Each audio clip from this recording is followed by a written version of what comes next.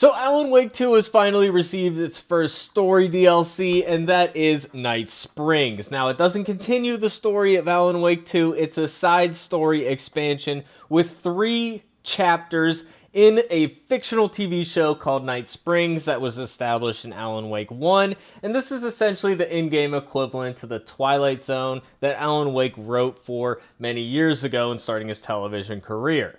I love the concept of this series and using that same format where we have a host. In this case, it's Mr. Door, which I think is perfect for this series, given that he is essentially guarding the gateway between dimensions in this universe. So I think it's perfect to have him in that role, and we get to play as 3 characters we've never played as. And I neglected to film my playthrough of this game, so shout out to MK Ice and Fire. I'm going to be referring to this footage in the game. So Rose is the first chapter. She is, of course, the Alan Wake obsessed waitress, and also she works at the nursing home. She's kind of a bunch of different places because this game is very zany and things that don't necessarily make sense happen. It's the Twin Peaks of gaming, one of the Twin Peaks of gaming. So this first segment, I really like how they reuse some of the assets from the original game. Of course, we're exploring areas that we've been before, but in this first one, it has this pink overtone matching with Rose's style, and everything in the world is kind of created to her perception of it and her perception of herself. So it's really comical, these chapters here, and I really like the talking fish being Alan Wake and how she kind of sees herself as this hero, this victor going to save Alan, and it's very humorous how obsessed she is. She's basically Stan from the Eminem song. It's really funny. She's got all these guns. So I really like the concept of this first episode here, and it is Alan Wake's twin playing off of the Mr. Scratch concept from the main game. Of course, this isn't actually canon. You know, these are just fun side stories. So I think for a first DLC, that is a fun concept. So I like all of the setup here, and the dialogue's really fun. It's really funny. Now, the gameplay is where it's maybe a little disappointing. Now, of course, the gameplay in Alan Wake 2 is very quintessentially the survival horror formula, where it is all about resource management, limited resources. I still stand by that they gave you a little bit too many resources still, and they didn't force you into combat enough. Those are my criticisms of the main game. But this is different because they're going for an action-oriented gameplay style, which I do like the concept of, and there are many instances of this working out well. You can see Resident Evil games where they have mercenary modes and stuff like that, where it's all combat, and they managed to make it extremely challenging and a lot of fun to explore the actual combat, whereas in the games, you're relegated to conserving ammo when you can and stuff like that. So it is fun in a lot of these survival horror games to do that. This game, it's not so much because it is so easy. I did not really die in this at all, except for the first time, this first encounter, I did die because I forgot how to dodge. But that's pretty much the only way you're going to die in this.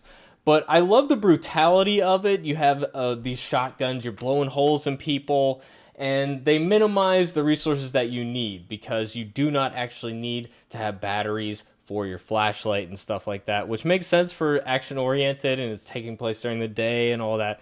But it is just so easy, and they don't even let you pick a difficulty mode before you launch into the game. You can only do it after you launch into the game. I'm not even convinced that it really makes a difference, but they give you so many resources. If you even look just a little bit, you can have hundreds and hundreds of bullets. You can see this guy here has 179. That's more you're going to need for this whole thing.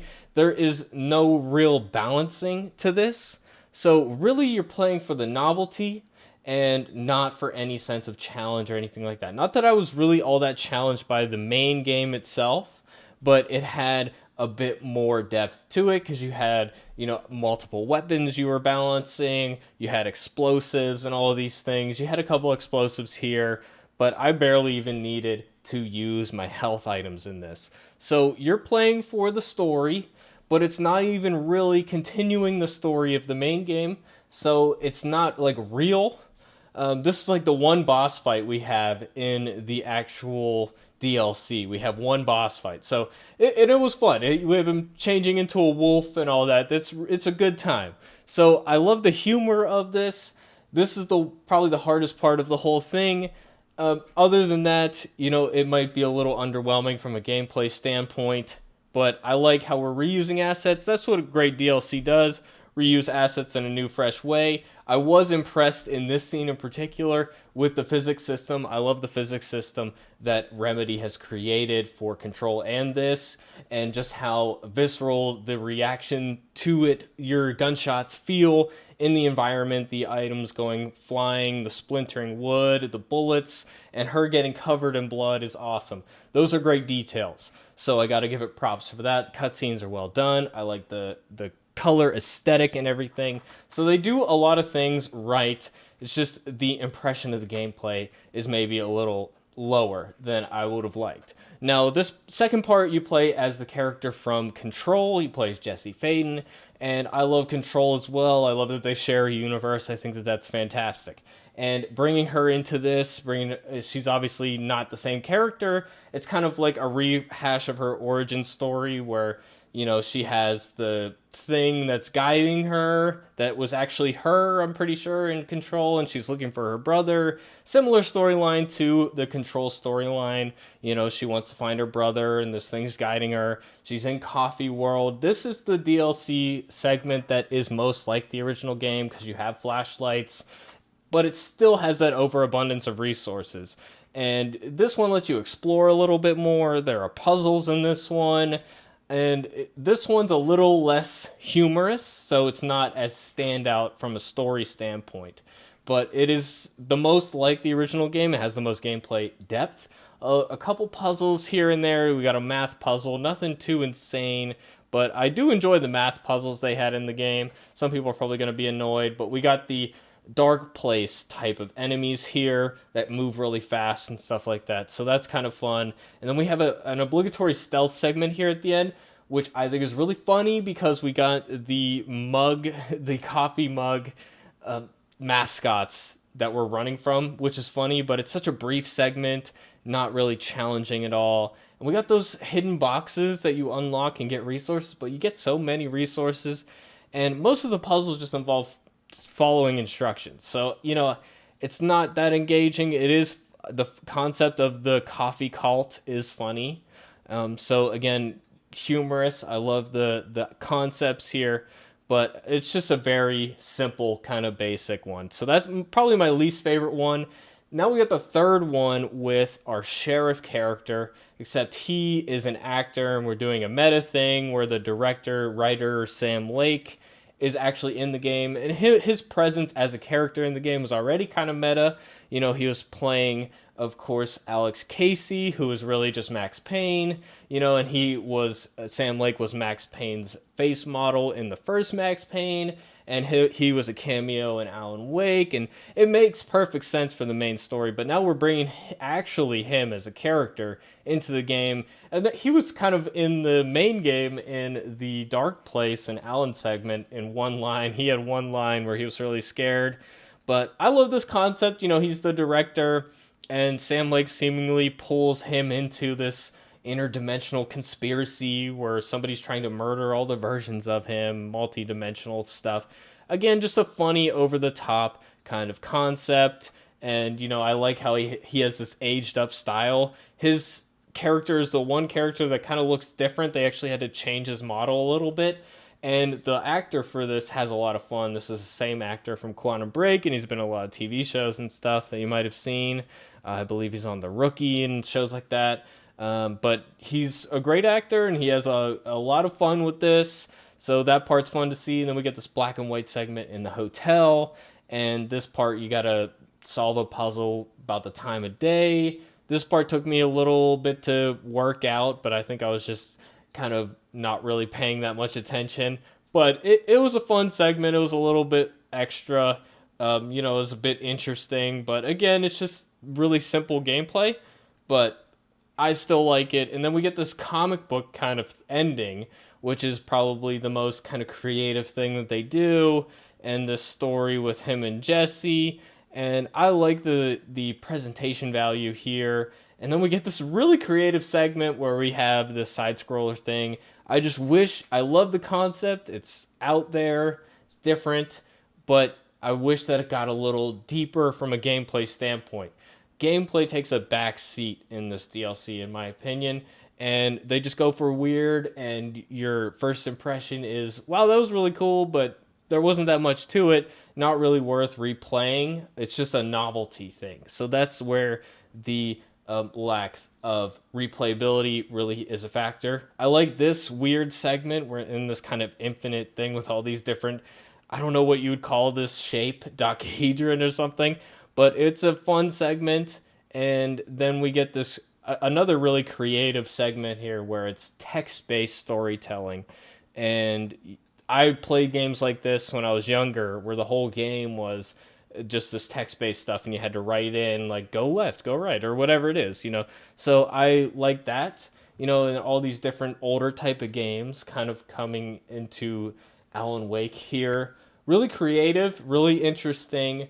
But if you've ever played any of those games, any of those side-scroller games, any of those text-based games, these are very kind of shallow versions of that. But the fact that it's here and you're not expecting it, it's a twist and it's clever, I totally respect that. So again, gameplay is lacking in this. Storytelling is fun. I enjoyed it. It's humorous. It's over the top. It goes weird places, and I love that about it. But again, it's not real in the story, so it doesn't give you any more information. Kind of would have liked that. I'm needing something a little bit more substantive for the second DLC pack, which I've heard is going to continue the story, and I think you play as Saga in that one. I'm looking forward to that one more, honestly. And if it is like twice the length of this, because it's really short, it's like 2 hours, you can beat all of it. If it's at least twice the length, maybe more, and we get to some new areas and not just reusing assets, I will be happy with these 2 DLCs working. But as it stands, that it's a little lacking. It's a good excuse to reinstall it, in the same way when they added New Game Plus, I reinstalled it and played it again in harder difficulty mode. It was a good excuse to download it again and play it. On its own, maybe not worth the investment. It's like, what, $10, $20? I don't remember the cost of the deluxe version. I pre-ordered it, so I don't remember.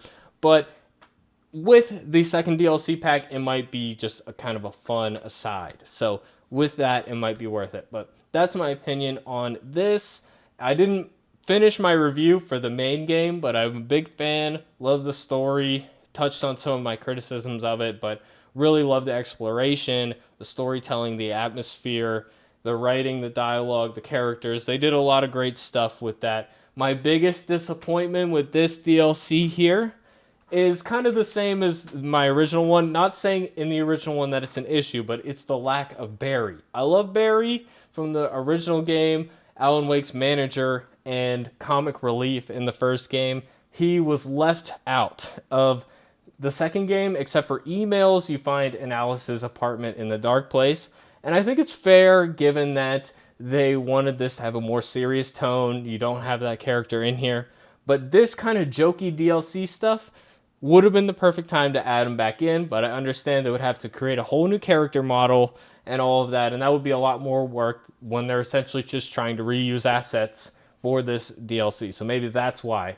But I was disappointed when they announced it and he wasn't a part of it, because we knew this concept months ago. So that's my only real disappointment, and I can live with that. I just want to see him in Alan Wake 3 at least. But, with that, it's been your boy Shuggy. Let me know what you guys think of this DLC in the comment section below, and I'll see you guys in the next video. Thanks for watching, everybody.